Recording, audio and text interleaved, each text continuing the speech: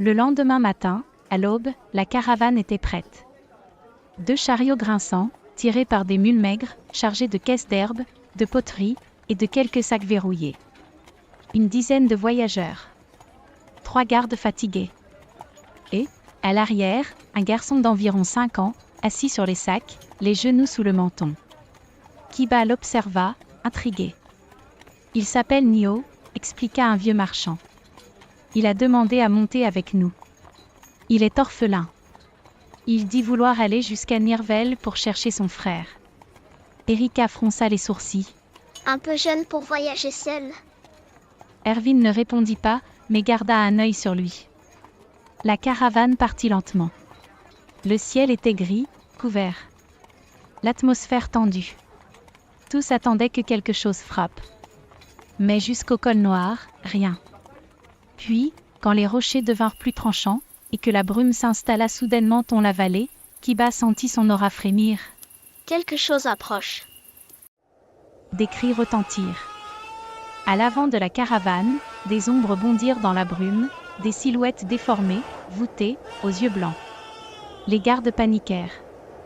Le monstre hurla un marchand.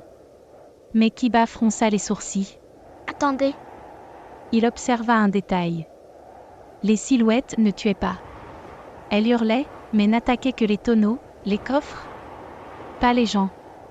Un des gardes reçut un coup, mais volontairement non mortel. Des caisses furent arrachées et traînées dans la brume. Erwin tira un coup de fusil pour disperser les silhouettes. L'une d'elles tomba un petit corps maigre, couvert de tissu noir. Un enfant. Ce n'est pas des monstres. C'est des enfants. Erika, furieuse, se tourna. Alors c'est quoi ce cirque? Mais soudain, une bourse tomba d'un des sacs. Du chariot arrière. Là où était resté Nio. Kiba se retourna. Où est le garçon? Erwin siffla entre ses dents. Il a disparu.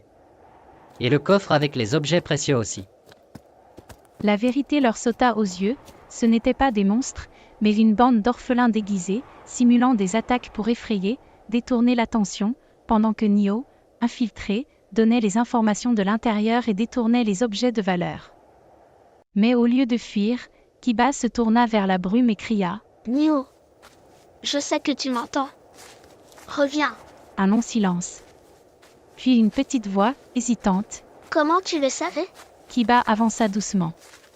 Le garçon réapparut, encadré par 2 autres enfants, visiblement apeurés mais pas agressifs. « Parce que j'ai été seule aussi. Je sais ce que c'est de perdre. De ne pas savoir si tu vas manger le soir. Mais voler, faire peur. Ça va vous attirer les vrais monstres. On ne voulait blesser personne. Mais les adultes ne nous donnent rien. Ils nous ignorent. Sauf quand on devient dangereux. » Alors ce n'est pas un monstre qu'on devait arrêter.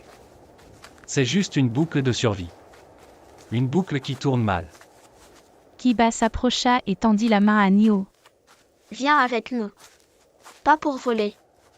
Pour aider. Tu veux trouver un sens à ta vie, moi, je t'aiderai. » Nio hésita. Puis hocha lentement la tête. Derrière lui, ses compagnons restaient méfiants, mais un peu soulagés. L'un d'eux murmura. « Tu crois qu'on pourrait rejoindre la guilde, nous aussi? Être utile? Faut qu'on parle à Nera. Encore ?» Ils retournèrent vers la caravane, cette fois accompagnés. Les gardes protestèrent d'abord, mais les yeux de Kiba suffirent à les faire taire. Kiba s'approcha doucement de Nio. Le jeune garçon regardait le sol, ses doigts tremblants autour de la bourse qu'il avait volée. On voulait juste faire peur. Prendre ce qu'il fallait pour survivre. On n'a jamais blessé personne. C'était notre règle. Vous avez joué les monstres. Mais vous n'en êtes pas. Mais le vrai monstre, on l'a jamais vu. Quoi? On faisait ça depuis quelques semaines. Et une nuit, on l'a senti. Quelqu'un ou quelque chose nous regardions. On pensait que c'était un garde, alors on s'est caché. Mais un de mes amis l'a aperçu. Qu'est-ce qu'il a vu? Nio regarda autour de lui. Puis il montra du doigt une colline, un peu plus loin, baignée de brume. Là. Il était là. Grand. Silencieux. Tout en noir. Il ne bougeait pas. Mais ses yeux, c'étaient 2 points rouges, comme du feu sous la peau. Kiba se tourna lentement. Et là, au sommet de la colline, une silhouette encapuchonnée. Noire comme la cendre. Immobile. Le vent n'agitait pas sa cape. Ses yeux rouges luisaient doucement, inhumains. Il est là, souffla Kiba. La silhouette les fixait. De loin. Elle ne bougeait pas. Elle observait. Erwin épaula son fusil immédiatement. Je le vois. Mais il est hors de portée. Il n'est pas là pour attaquer. Il... Regarde. Kiba sentit un frisson le parcourir. Son aura vibrait comme un avertissement. Il sait. Il est ici pour moi. C'est lui. Le vrai monstre. Il nous a laissé faire. Comme s'il nous testait. La silhouette leva lentement une main. Puis elle disparut dans un souffle de fumée noire, avalé par l'air même. Un silence glacé s'abattit. Kiba ferma les poings. Ce n'était pas un avertissement. C'était un message.